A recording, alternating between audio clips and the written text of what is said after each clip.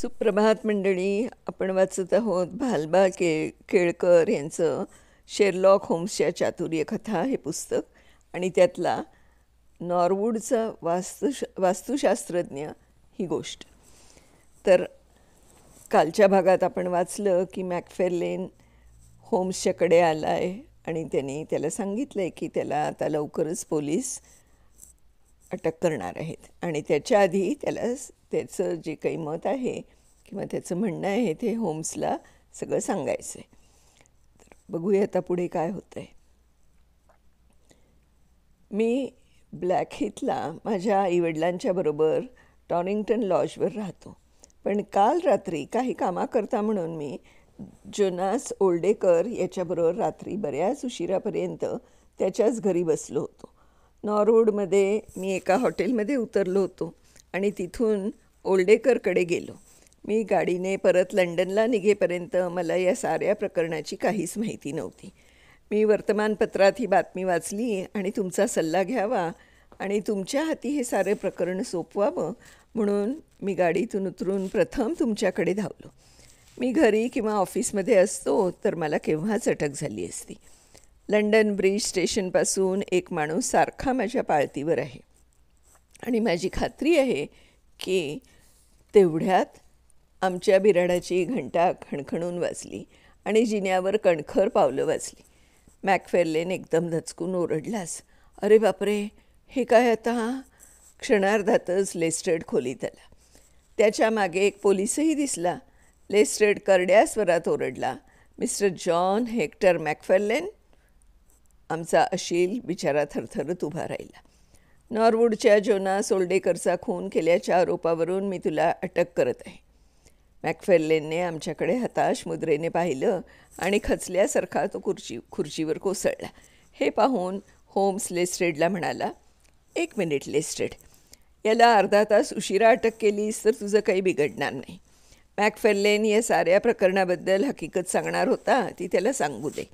कदाचित या प्रकरणाचा उलगडा व्हायला तिचा आपल्याला उपयोग होईल. मला वाटतं उलगडा व्हायला जड जाईल. असं हे प्रकरण नाहीच आहे, अगदी उघड आहे, लेस्ट्रेड गंभीरपणे म्हणाला. तरीसुद्धा तुझ्या परवानगीनं मी त्याची हकीकत ऐकू इच्छितो, होम्स म्हणाला. होम्स, तू आमच्या कामात 2-3दा फारच मोलाचं सहाय्य केलं आहेस, त्यामुळे मी तुझी विनंती नाकारू शकत नाही. तुझ्याही काही बाबतीत आम्ही उपयोगी पडावं असं आम्हाला वाटतं, पण मी आरोपीबरोबरच राहणार आणि तो जे बोलेल ते त्याच्या विरुद्ध पुरावा म्हणून वापरलं जाईल याची त्याला मी सूचना देऊन ठेवतो, लेस्ट्रेड म्हणाला. ठीक, फारच उत्तम. तू ही हकीकत ऐकलीस तर सत्य काय हे तुला कळायला मदत होईल असं मला वाटतं, होम्स म्हणाला. बरं, अर्धा तास देतो मी तुला, लेस्ट्रेड घड्याळाकडे पाहत म्हणाला आणि मॅकफेर्लेननं हकीकत सांगायला सुरुवात केली. मी ओल्डेकरला ओळखतसुद्धा नव्हतो हे मला प्रथम स्पष्ट केलं पाहिजे. माझे आईवडील त्याला फार पूर्वीपासून ओळखत होते म्हणून मला त्याचं नाव ऐकून माहीत होतं एवढंच. पण त्यांचा आणि ओल्डेकरचा संबंध अलीकडे जवळजवळ राहिलाच नव्हता. म्हणून काल जेव्हा दुपारी 3च्या सुमाराला ओल्डेकर माझ्या ऑफिसात आला तेव्हा मी खरं म्हणजे आश्चर्यचकित झालो. पण त्याहीपेक्षा त्यानं जेव्हा त्याच्या येण्याचं कारण स्पष्ट केलं तेव्हा तर मी जास्तच थक्क झालो. त्याच्याजवळ बरंचसं काही खरडलेले वहीचे कागद होते. हे पहा, हे त्यानं मला दिलं आणि म्हणाला, हे माझं मृत्यूपत्र. हे नीट कायदेशीर भाषेत आणि पद्धतशीरपणे तू लिहून मला द्यावंस असं मला वाटतं. तोपर्यंत मी इथेच थांबतो. मी त्याच्या विनंतीप्रमाणे ते मृत्यूपत्र घेऊन योग्य भाषेत त्याची नक्कल करायला सुरुवात केली. त्यातला मजकूर मी वाचू लागलो तेव्हा तर मी जास्तच मुस्कळ्यात पडलो, कारण ओल्डेकरनं त्याची जवळजवळ सर्व इस्टेट माझ्या नावावर ठेवली होती. ओल्डेकर हा जरा तऱ्हेवाईक वाटणारा लहानसर घाऱ्या डोळ्याचा गृहस्थ आहे. वाचता बसता मी जेव्हा आश्चर्यानं त्याच्याकडे पाहिलं तेव्हा तो आपले डोळे रोखून मिश्किलपणे माझ्याकडेच टक लावून पाहत होता असं मला दिसलं. त्याच्या मृत्यूपत्रातल्या मजकुरावरून माझा विश्वासच बसेना. पण त्यानं मला मुद्दाम आवर्जून सांगितलं की तो स्वतः अविवाहित आहे. माझ्या आईवडिलांची त्याची फार जुनी ओळख आहे. माझ्या सॉलिसिटरच्या धंद्यातली माझी कर्तबगारी त्यानं अनेकांकडून ऐकली आहे आणि म्हणून त्याची इस्टेट त्यानं माझ्या नावावर केली तर सत्पात्री तरी होईल या कल्पनेनं त्यानं असं मृत्यूपत्र केलं होतं. मी भारावून जाऊन त्याचे आभार मानले. खरं म्हणजे आभार मानायला मला योग्य शब्दसुद्धा सुचले नाहीत. मी ते मृत्यूपत्र नीट लिहिलं, त्यावर ओल्डेकरनं सही केली, माझ्या कारकुनाची त्याच्यावर साक्ष घातली. ही पहा, ती मृत्यूपत्राची नक्कल आणि हे मूळ कागद. नंतर ओल्डेकरनं मला सांगितलं की इमारतीचे करार, गहाणखते इत्यादी अनेक इतर कागदपत्र त्याच्याकडे घरी आहेत. ती मी पाहून नीट समजावून घ्यावीत ही त्याची इच्छा होती. हे सारे नीट झाल्याशिवाय त्याला स्वस्थता मिळणार नाही असं तो म्हणाला. म्हणून काल रात्रीच त्यानं आवर्जून मला त्याच्या घरी नॉरवूडला बोलावलं. मृत्यूपत्रही बरोबर आणायला सांगितलं त्यांनी आणि सारं पूर्ण झाल्याशिवाय आईवडिलांना काहीही सांगू नकोस. त्यांना आपण एकदम ही बातमी सांगू आणि मग आश्चर्यचकितच करू, गोड धक्का देऊ असं त्यानं मला बजावून सांगितलं. मी त्यालाच तसं आश्वासन दिलं. गोल्डेकर जे काही मला म्हणेल त्याला नकार देण्याच्या मनस्थितीत मी नव्हतोच. कारण काहीही झालं तरी तो माझा हितकर्ता होता. त्याची प्रत्येक इच्छा सही पूर्ण करण्याची माझी तयारी होती. मी घरी एक तार केली की मी एका महत्त्वाच्या कामासाठी जातोय आणि मला यायला किती वेळ लागेल हे आताच काही सांगता येणार नाही.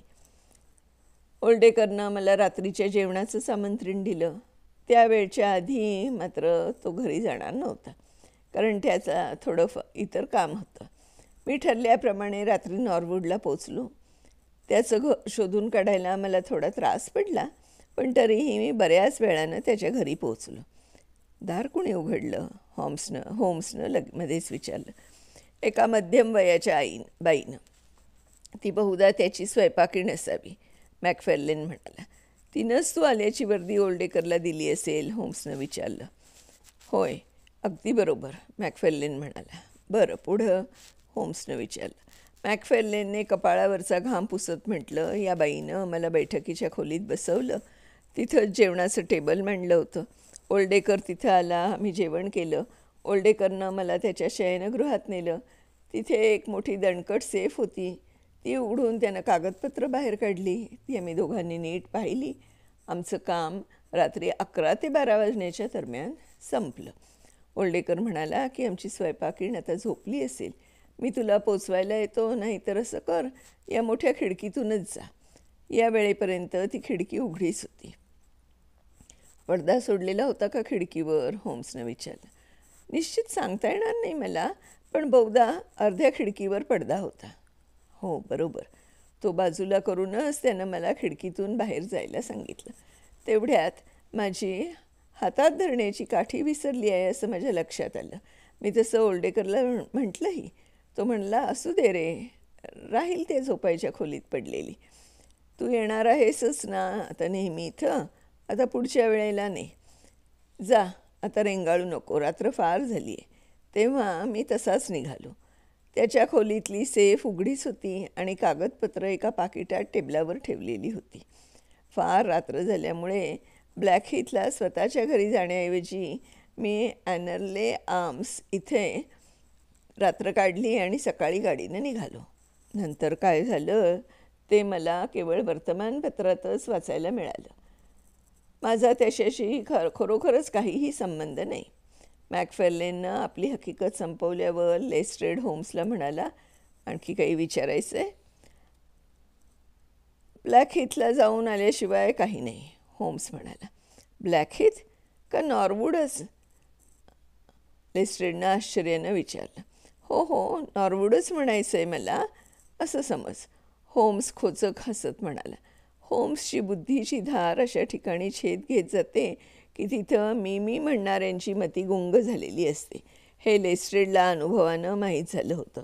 त्याने होम्सकडे प्रश्नार्थक मुद्रेनं पाहिलं आणि तो म्हणाला, होम्स, मला तुझ्याशी थोडंसं बोलायचं आहे, पण त्याआधी मॅकफार्लेन, तू खाली गाडी घेऊन 2 पोलीस उभे आहेत तिथे जा. ते तुला गाडीतून चौकीवर नेतील.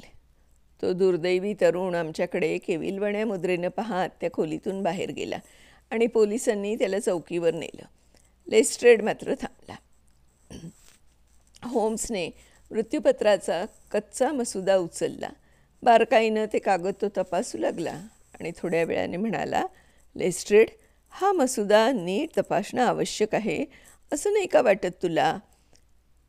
लेस्ट्रेड बावसळल्यासारखा त्याच्याकडे पाहत म्हणाला, कोणत्या दृष्टीनं म्हणतोस? म्हणजे आता पाहिला काही मजकूर तर मला वाचता येतो आहे ना. तसंच या मधल्या पानावरच्या काही आणि शेवटच्या काही वाचता येण्या इतक्या स्पष्ट आहे. पण बाकीचा मजकूर मात्र फारच वाईट अक्षरात लिहिलेला आहे. काही ठिकाणी तर अक्षर वाचणंच शक्य नाही इतकं वाईट आहे. मग यावरून तो काय निष्कर्ष काढशील? होम्सनं विचारलं. तू काय काढतोस ते सांग ना, लेस्ट्रेड म्हणाला. ऐक, हा मसुदा ओल्डेकरनं गाडीत बसलेला असताना लिहिला आहे. चांगलं अक्षर म्हणजे स्टेशनवर गाडी थांबली असतानाचे, वाईट अक्षर म्हणजे गाडी धावतानाचे काढलेले, आणि अगदी वाईट अक्षर म्हणजे गाडी सांधा बदलत असताना काढलेले. एखादा शास्त्रोक्त दृष्टीचा माणूस म्हणेल की हा एखाद्या उपनगरातल्या लोहमार्गावर गाडी धावत असताना लिहिलेला मसुदा आहे, कारण मोठ्या शहराजवळ इतका सांधेबदल नसतो. ओल्डेकरचा सबंध प्रवासाचा वेळ हा मसुदा लिहिण्यातच गेला असं म्हटलं तर ती गाडी एक्सप्रेस असावी, कारण नॉरवूड आणि लंडन ब्रिज या 2 स्टेशनांच्या मध्ये ती 2दाच थांबते आणि चांगलं अक्षर मध्यंतरी 2दाच आलं आहे.